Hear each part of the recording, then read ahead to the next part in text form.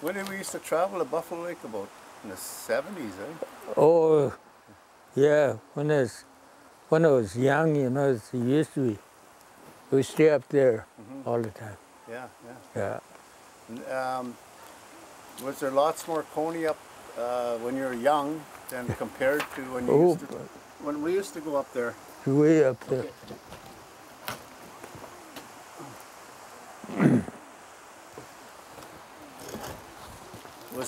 Was there a lot more fish up at Buffalo Lake? Oh, early in the spring, you know, to come down when the Buffalo River, mouth the river, so we went up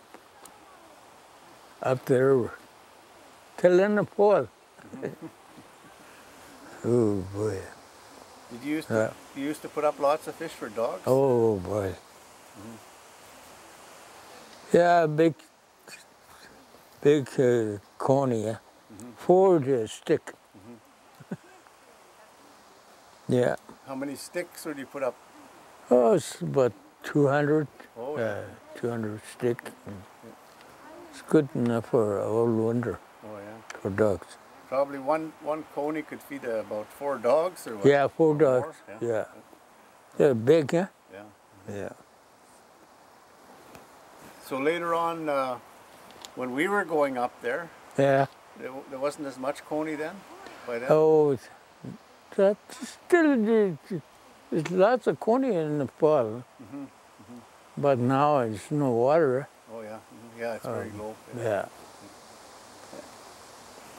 Yeah, well, I always enjoyed going up with you and Victor. Yeah. Lots of fun. Yeah. Remember that big guy, Al Christofferson? Yeah. I got a good picture of that. Oh. When, we were going to take your picture, and Al stood up like this. Yeah. And he's a real tall man. Remember that? Oh, yeah. And you said, wait a minute. And he went and got a big stump and stood on top of the stump, and then you could look at him eye to eye. I should give you that picture sometime. Oh. Yeah. Yeah. Okay, well, thank you very much, Pat. Yeah. Yeah. Thanks for... Yeah.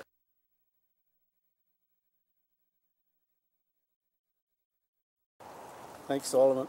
Yeah. I just sit and talk with you for a while, eh? Okay. Just for old time's sake. Yeah. So, when's the last time you went to Buffalo Lake? Oh, last year I didn't went over there. Yeah. But year before? Or? Year before. Oh, yeah. We're out there. Yeah, that's pretty good. Who'd you go with, Randy? Yeah, we're out there. Man, Uncle, I didn't went over there. Oh, yeah. Southern Nuts. I wonder how long ago was that when we made that trip? About 10 years ago?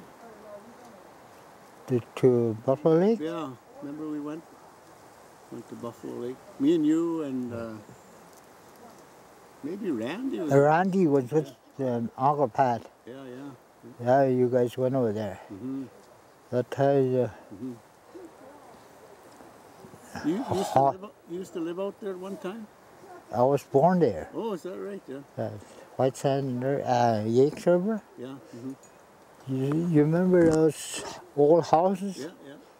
Way last one. That's when I was born. Dad's house. Yeah, there were about 3 houses or more? Yeah, more. Oh, yes. There's my dad and David Buggins and my uncle Oliver and my grandfather, Matsi Tambur and Joe Mackay over here. There's houses there. When I was up there, there's just one house left, and then you could see where the other houses were just burnt, I guess. Yeah, burned. Everybody used to run dogs, I guess. Yeah. No. How was it for Coneys up there then? Yeah, there's quite a few Coney, I guess. This time, the year they used to mark Joe Kai, they used to go out there to put up fish, Coney, In the fall? in the fall Oh, yeah. for the dog. Mm-hmm.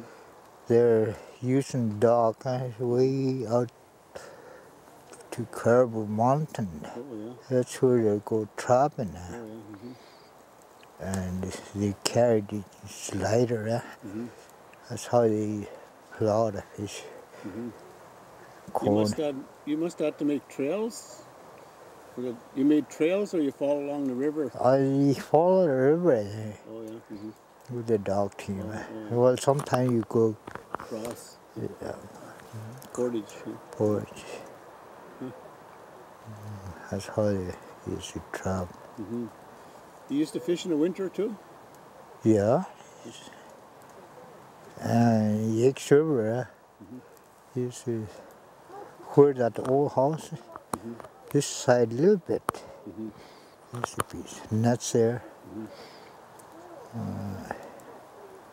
What kind of fish would you catch that time of year? Well, mostly conies, jackfish, Those big jackfish, eh? pickle,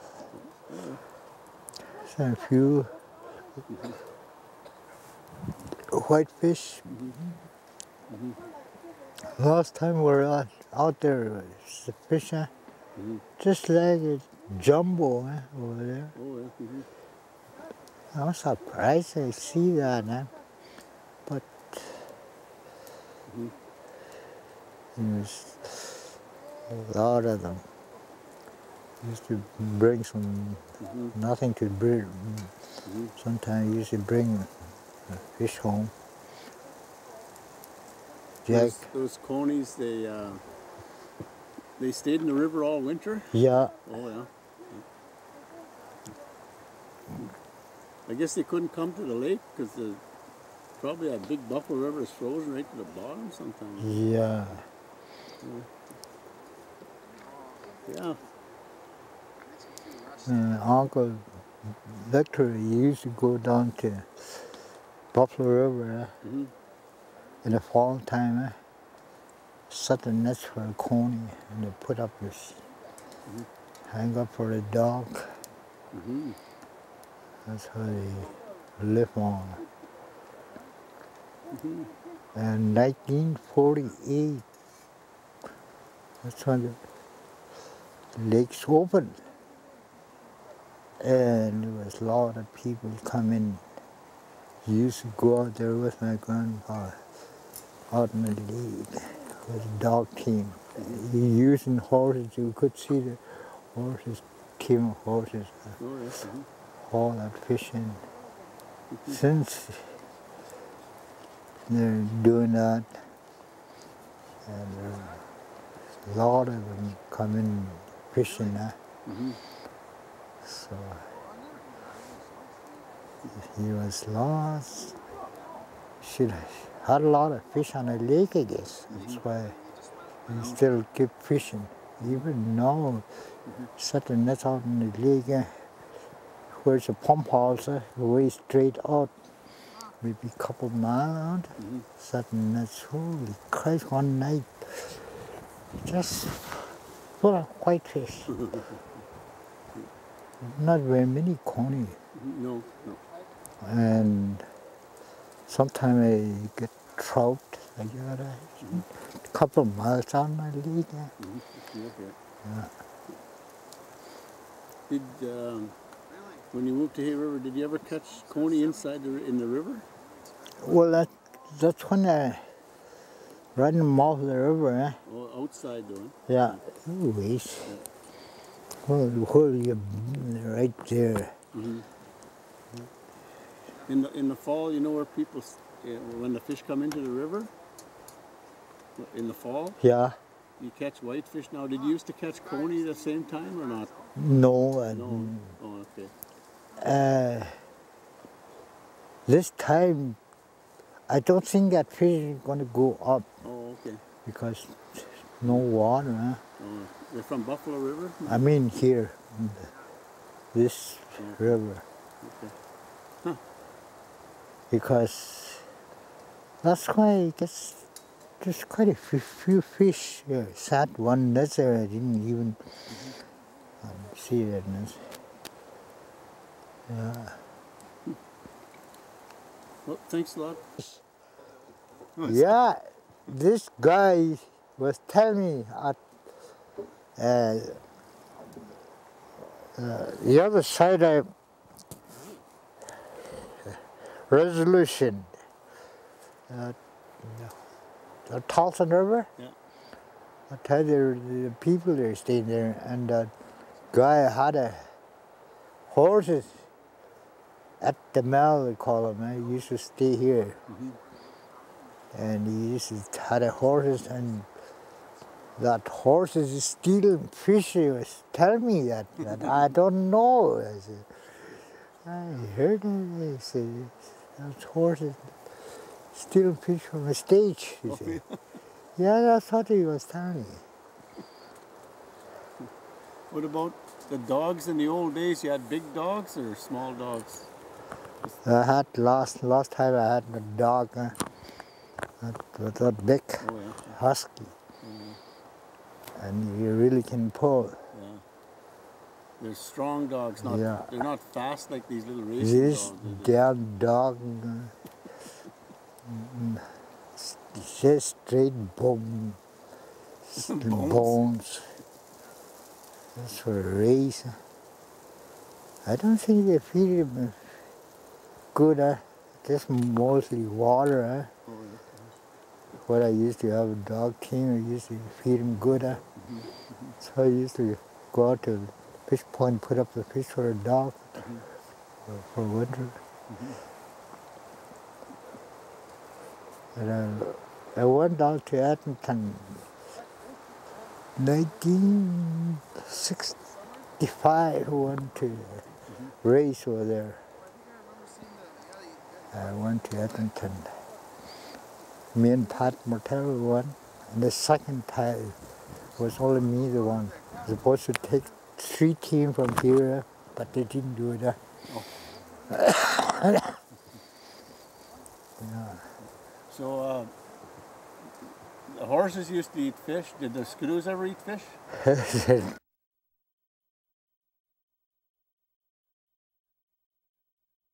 Hi, George. How are you doing? But I just wanted to ask you a few questions in English. oh yeah, You had a good interview with Robert? oh yeah. Yeah. I told him about 1947 anyway. Oh yeah, I was 2 years old then. Yeah, I was only 10-year-old at the time. Oh, is that right? Yeah. 5 years later, that's when I started fishing. When I was 15-year-old. Yeah. When did you commercial fish? What year did you start commercial fish? 1952. Oh yeah. Oh, way back, just about the start of the fishery. Yeah, after they started 1947, and 5 years later, that's when after my mom died, they just didn't go back to school. They just went fishing with my brother. Whereabouts on the lake did you fish? We started at Slavey Point. Not very good there, so we moved or came to Sulphur Bay. Oh. That's where we fished there all winter till March. Who did you fish for? What company? What we're called, that's a guy that clipped there. That's a guy with his 2 sons that crashed between West Channel and Hay River. The wife there made supper. He had 180 Central. I don't know what he wants to go to Hay River for. He took his 2 boys on the way back. Gosh, All 3 of them died there. The supper was waiting. Oh no. I forget what year it was, but that was Cliff Gateway. Oh. And he had a little store, West Channel. And Don Godwin was his secretary, and Don's wife was running a store for Cliff Gateway. And after that happened, wife left and Godwin, they took over the store. And after they closed down West Channel, they moved to Hay River. They got bigger store and Godwin's? Not Godwin's. that Oh, okay. Godwin, his wife. Mm-hmm. But after they both died, I don't know if that was their daughter or their daughter, Jean. Mm-hmm. She took over after that. I was trying to build now a northern store. Oh, right, yeah, yeah. When you were when you were fishing, when you first started fishing, did they used to buy Coney? Did the fish companies buy Coney too, or just Yeah, white fish on the boat it wasn't very much. It was only 5 cents a pound, I think. for Coney? Oh yeah, and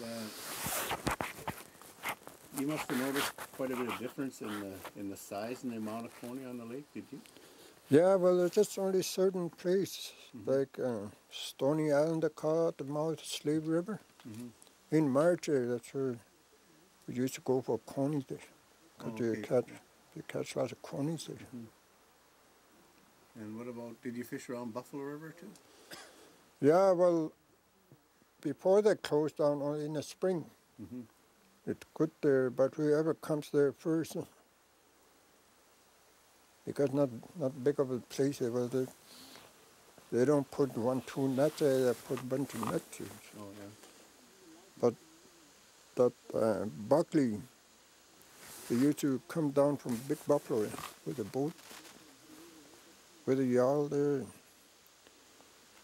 Menzie, they used to have their own airplane. Mm-hmm. They're going steady, hauling cones. They must be. I never did try it there, Mm-hmm. but they get lots of conies there. Mm-hmm. The team only at night they travel. During the day you don't catch them. Only at night. Mm-hmm. So you think they took too many Conies there? Yeah, because you put 100 yards, you can break it in half. Too many. Mm-hmm.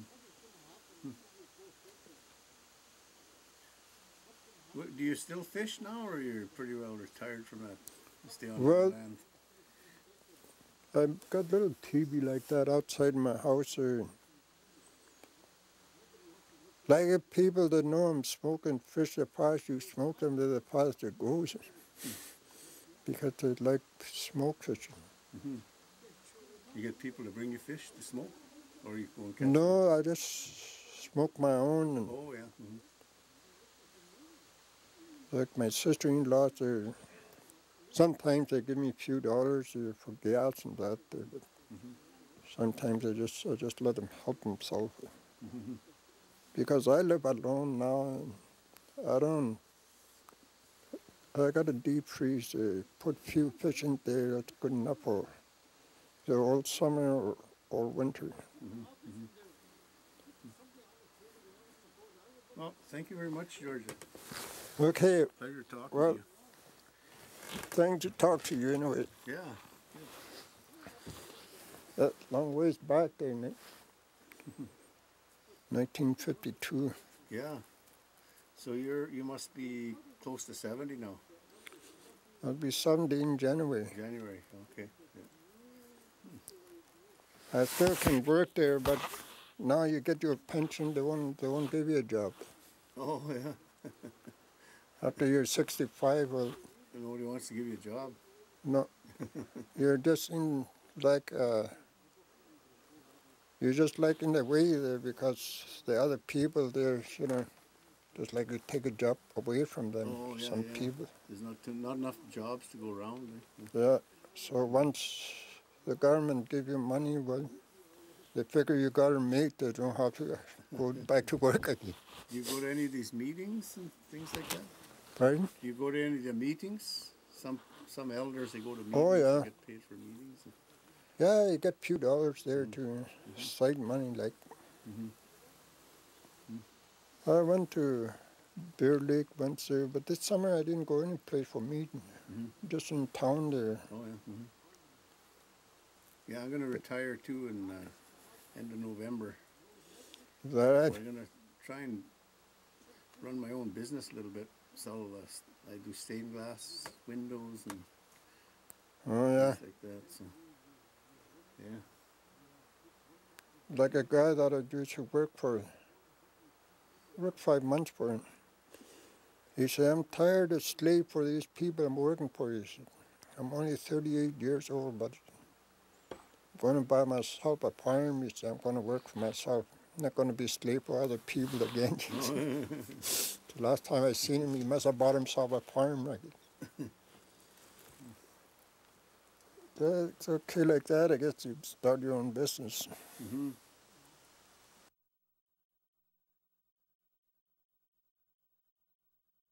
Rick, you used to walk to Buffalo Lake, you were saying. Yeah, That's a long ways. That's That's like a long to fly ways. there's 50 miles. So when you walk, it must be like 80 miles or something. probably. Yes, you leave here, and the time I remember I was just a little girl. So I remember my dad used to pack me. Mm-hmm. On the pack, he used to put me on the pack. But where I can, maybe I was 6, 7 years old, I don't remember. But when a good trail like that, they make me walk. Mm-hmm. Just moccasins and rubbers, and walk little ways and get tired and put me back on the back. How many days? 2 days. 2 days? Yeah. Holy smokes, yeah.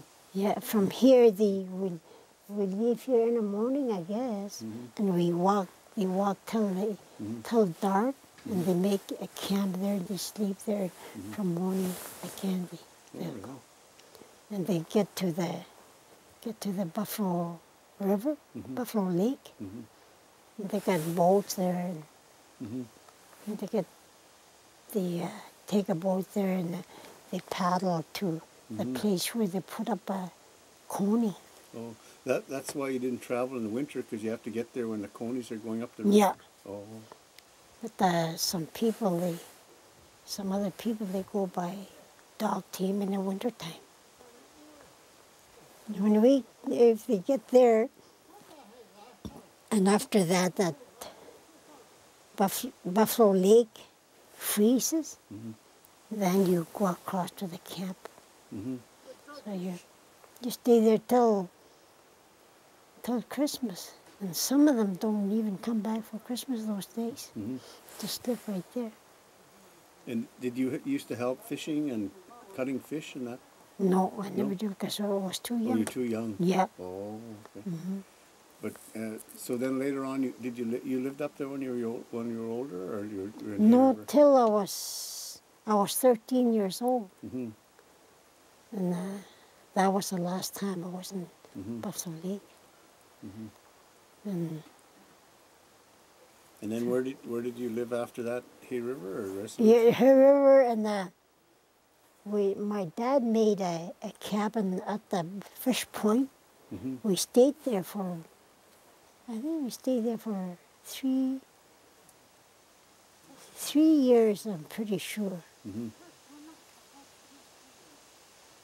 Because, yeah, and the last time, this time of the year, my dad, 1950, we went to Fish Point, and my dad put up a fish, and that is white fish they put up. They put up a white fish, and for the winter, they're still using dogs those days. And we came back this month, but some ice in the water already. It was pretty cold, and I guess my dad caught cold, and there was no doctor at that time. So my dad, I don't know, he had a flu or something like that. I guess he didn't live long. In November he died. I was 15 years old. And my brother Philip that was here, he was 9 years old. My brother Leo that was next to me, he was 12. So then you had to raise the family later on your own as well? Yeah. Well, I only had me. I got married so young, and I don't know why I didn't have a kid until I had my first kid. I was 30 years old, and after that, I never had any. And I adopted one boy from Fort Simpson. That's my son. That my own son. He passed away. He had got into accident. He died, and this son I got now, I adopted from Fort Simpson. Oh, okay. Yeah, so he's 30 years old now, and he's pretty good in the bush. Yeah, I know that. Yeah, Chris, eh? Yeah. Right on. So I guess that's all. Just really good to meet you, and Yeah, thanks nice to for meet you. thanks for cutting the fish for us and showing us that and letting us film all that. Yeah. It's really going to be interesting. And I was telling you like what we're going to do for the kids, right? That's right. He took the whole thing, and he's going to speed it up. So they're going to see you. They're going to see you cutting a fish in like 1 minute or 2 minutes. You'll be going like. Yeah. Oh, yeah. Done. Maybe you can use that in a contest because you used to win a contest cutting fish. Eh? So how long did it take you to cut a fish in the About contest? 7 minutes. 7 minutes? Yeah. Holy smokes. Yeah, and you know how I do it? Yeah. I cut all those little fruits out, and you have to cut it really good. You have to make it really nice. Oh yeah. Yeah.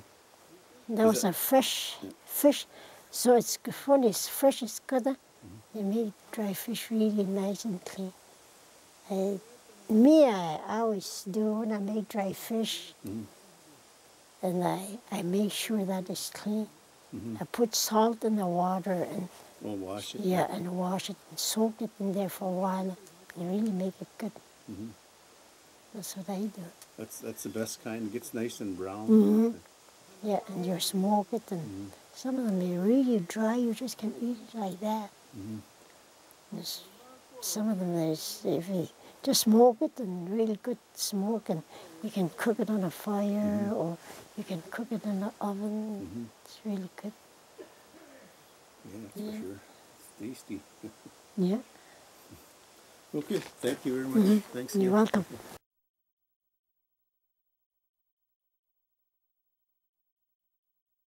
So Elaine, I really enjoyed myself out at this camp this week. You and your husband have really made it a great experience for everybody, and it makes it easier to talk to people and get their stories on film. So I just wanted to ask you a few questions, and seeing you're such a good cook, I want to ask you about how you go about cooking Coney and what you're learning about cooking Coney. Well, I didn't know very much about Coney when I moved back here in 1989 from Alberta. And I learned a great deal from Clara Lafferty. She taught me how to do dry fish, how to smoke it, how to cook it, how long it takes to cook. Like the preparation of how to cook it is, they use fish patties, how to debone them, and the fish eggs, she Hispanic with it, and she taught me all those things. Like, I learned lots about Coney, that they're pretty big fish. So you can feed, I'll say, about maybe 6 to 8 people out of one Coney. And when you make dry smoked fish, I either cook it in the oven or cook it on open fire.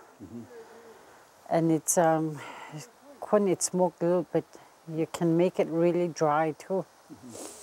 I like that fish cooked on the grill there over the fire. It just gives us a different taste altogether, doesn't it? Yeah. A lot of people use spice and stuff like that. Me, I don't do that. It's just plain like that. The elders said that's when you can really taste everything. Like, It's the same as making, when you make dry meat out of moose, you don't put spices, and like when they make jerky, it tastes like pepper, but you're not really tasting the meat. so it's even dry meat, yeah, different taste. And Coney is, when I first, she taught me how to clean it. And I used to spend every day with her. When this time of a year, like in September, her son gets a lot of Coney. So she comes and get me and she says, time to clean fish. So I go over there every day. I used to go over there and I used to stock it up like for the winter. And because my kids, they love that. Once they know what Coney was used for. So the kids, they really enjoy that too. Like they really like the taste of it. They wanted to know what kind of fish was that. So I told them that. She taught me a lot with Coney. And it's a real art to make that dry fish properly. When I was up in the Mackenzie Delta, Hyacinth Andre and his wife, they taught me how to make dry fish the same way, like score it and then cut that little piece off where it's thick and all those things. And I tried it the other day and I forgot a lot of it because that was about 30 years ago. Well, she said it's good when you scale it, and her, she does it, she scales all her Coney, and sometimes you can just, you almost want to eat the whole kit in the oven for about maybe 20 minutes to 25 minutes, and then you just let it sit, you let it cool off till it kind of gets cold. And then at the same time, what she tells me is you boil potatoes, and you dice up all your onions, and you debone all that Coney. Like you take it off all the bones, make sure there's no bones in it. And you do I usually cook about 2. And I do all that, and then I put, just like that, pan, the big, Big pan, yeah. I use those kind of pan, and I just put everything in there, and I mash up the potatoes and I put it in there. You don't put nothing in the potatoes, so you just mash it up, and then you put onions in there. And then you put flour in another bowl, and then you just dip it in there, and you pat them like little round, just like making little round bannock. You put them all in a pan and you recook it. And it's, I'm getting hungry. so I know how to do that one. Oh, yeah. And it's very tasty, and you can freeze it like that. Yeah, you freeze it, and when you want that again, you can just take it out.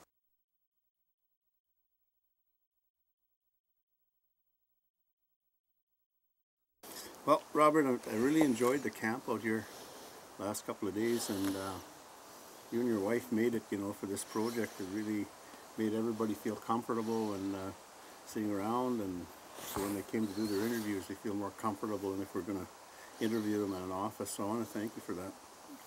And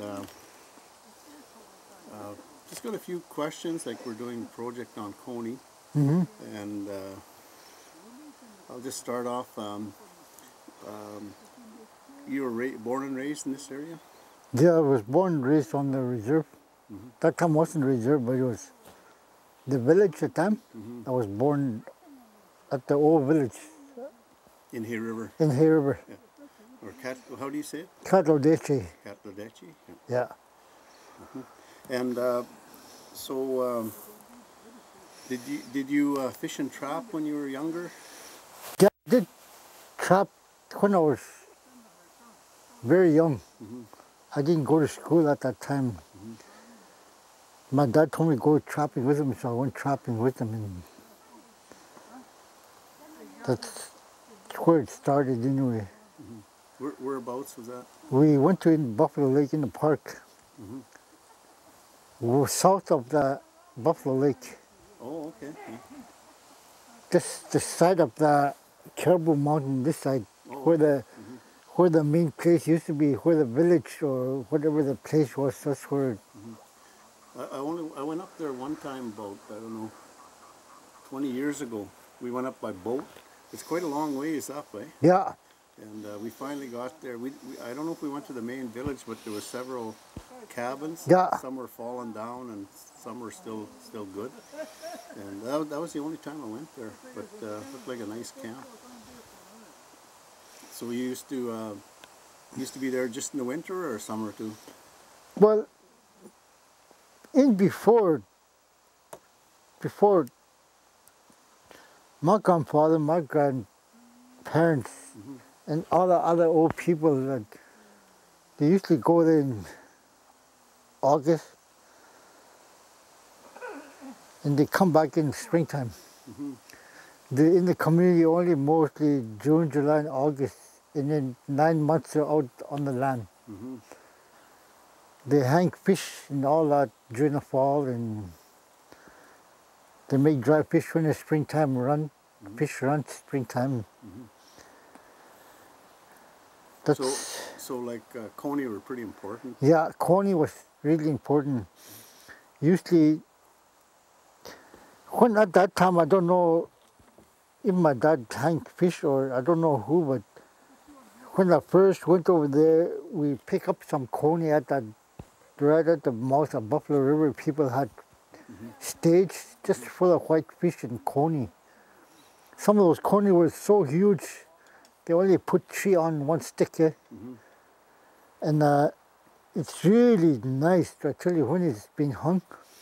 We cooked that by the fire sometimes when we used to go out there. I only went twice and I got real sick, so I never went back for a long time after that. Oh, okay. Yeah.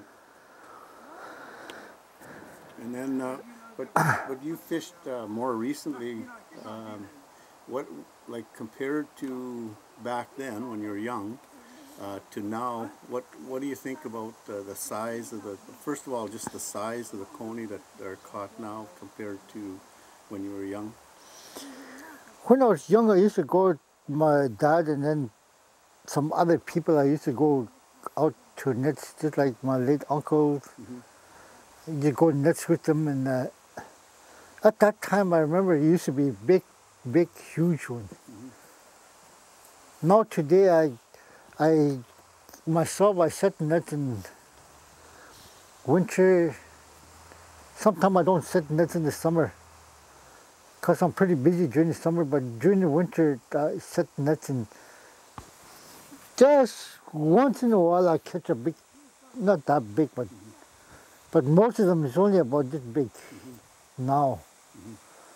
So not very often I catch, about this size.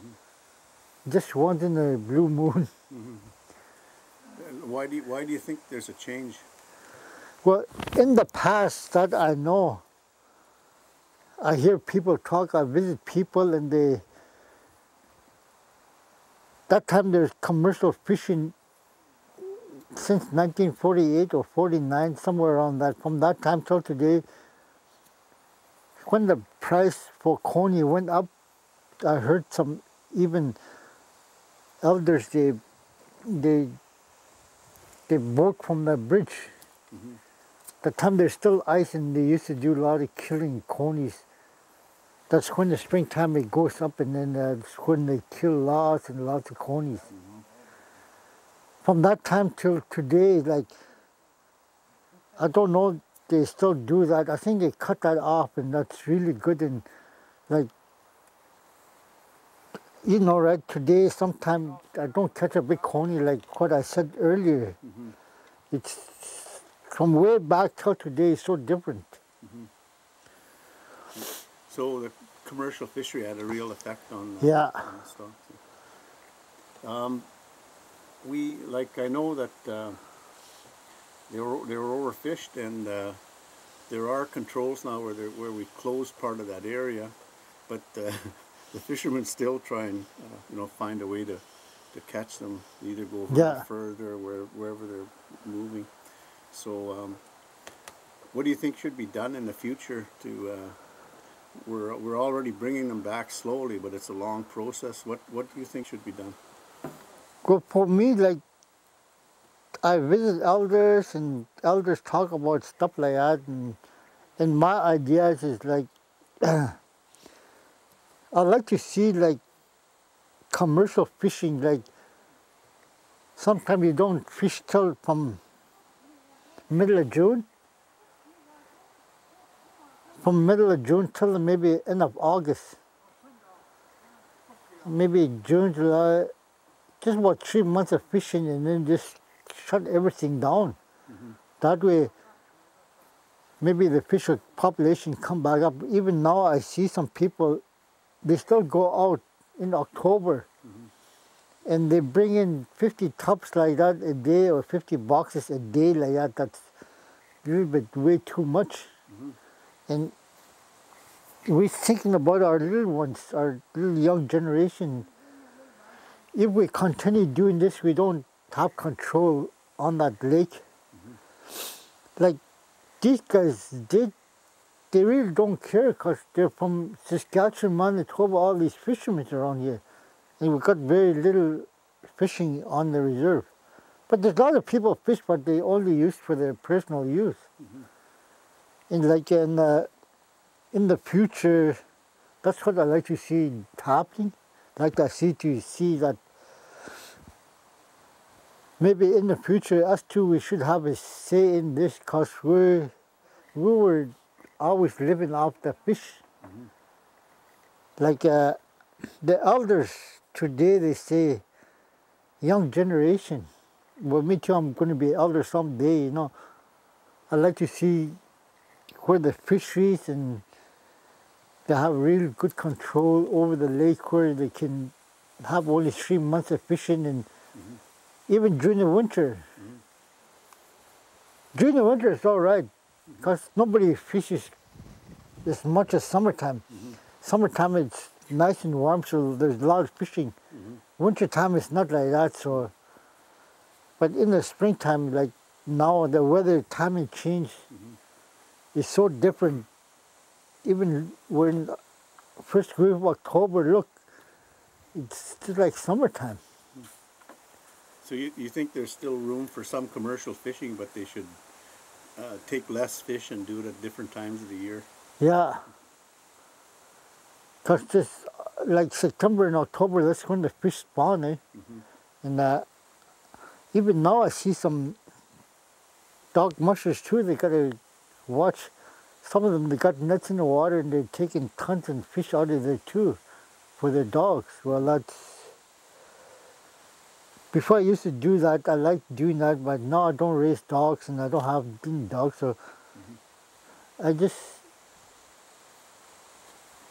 don't,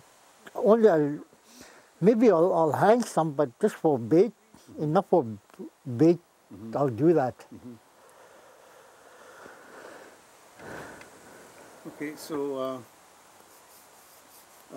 you got a lot of experience, and also like I know you're on council and involved with some of the politics of the band. So that's some. Do you ever talk about those sorts of things at council meetings, for instance? Yeah, sometimes people bring up stuff about the water, and the water is really important. That just like yesterday or today, amongst here, we're talking about the water effects and how important it is. Like, where does all this river come from? South. And like, I hunt around, and one time I hunt ducks in Hill Lakes. It's really good, so I went and had friends over there. We went hunt ducks. Here's this pump jack right in the middle of the lake. And then I thought I was going to shoot a lot of geese. And not one geese landed there. I don't know. One year I heard there's a lot of geese got killed on that lake. And that lake hit this, and that Peace River too, and that Slave River too. There's lots of things we got to do, like all the dam. Pretty soon it'll be, this lake will maybe be dry someday, and what are little ones going to live for, like future. Yep. Also, I think it's important. Like sometimes it seems, how can anybody affect what's going on in the world, because there's so many countries, so much business going on, but it's still good to speak out. I heard just on the radio this morning an elder from Nuviala. I don't know if you listened to the news, but he was talking about climate change, and that it's a real thing happening. Like we don't need any more studies. We all know that it's happening. So you have to start to think, how can you as a First Nation affect that process internationally? Do you ever think about those sorts of things, or is that getting beyond where the band is involved? Hard questions, maybe. There was some time that all this kind of stuff we do talk about at the band council meeting, and it's very, whatever that guy said about the change, it sure is. He's telling the truth. Just like what he said, you pretty soon don't need no more studying. It's already happening. What differences have you noticed in the weather in Hay River, in this area? When I was growing up, about maybe 12, 11, oh man, it was 40, 50 below like that in winter time. And today it never gets even that cold. And like when I used to set nets with my uncles, it was about 4 to 5 feet deep at that time. The ice. Ice. But today, even last winter, I set nets about a little over 2 feet. And that wasn't very thick at all. And I remember when I was young, when we used to punch hole, the water just clear. Now today, you wait for a little bit till you clean all the ice off and you let it settle, just like there's some kind of grease on top of the water. And it's so different today. Like they do study all this kind of stuff, but I'd like to see people do more study about the water. Just like down south, just like Fort Smith. Where are they putting their lagoon? Any places like that Peace River, they got a pulp mill there too. What goes into the river that it's affecting our water? A lot of things the people or the government should do really good study and spend some money and be serious about this kind of thing that's happening today. Yeah. There was the Northern River Basin study. I'm not sure, but I think that was probably about 10 or 15 years ago now. So you think there should be another study like that on the Slave River to see what was on the Slave River and the Peace River, but with all the development there, you think that should be done again? Yeah. Or some kind of study like that? Yeah, when we were in Edmonton, there was some kind of workshop or something, water conference they had in Simpson. And I wish I could have been there, but you gotta be only one place at one time. We just happened to be going to Edmonton at that time too, when they put that water workshop or some kind of conference in Simpson. Yeah, DFO funded that conference out of a new program we have with the Acacho and the Deeche. And it's to provide money for the Acacho and the Deeche to manage fisheries and fish and water, and so if you have problem areas, then it should help you to get advice, to get traditional knowledge and all those sorts of things to start tackling those problems. So that's something that we're doing. Were you at the meeting about the ARM program, Aquatic Resources Program. Diane Giroux and Peter Redverse were explaining that at No. the band. You didn't make that No, meeting? I didn't make to that. Well, there's probably going to be some meetings in the future, and so that's one way. You could start to lobby government to do studies and find out information on your own as well. So, is that going to help, you think? Oh, yeah. Like, I've been around with elders hunting and doing all kinds of sort of things. And my late father-in-law used to tell me a lot of stories about what it's going to be like today. He told me quite a while ago and what he said is happening today. So what we need to do, I really like what you put up this thing here. I'm really happy we got a few elders that's still alive with us today. We got to try to get more out of them. They can give more, but it's kind of a fall time right now. If something like this happened, it should happen maybe in July or sometime when it's really nice weather. Even August. August after the bugs go. When after the bugs goes out, yeah. After the bugs goes, end of August maybe or something like that.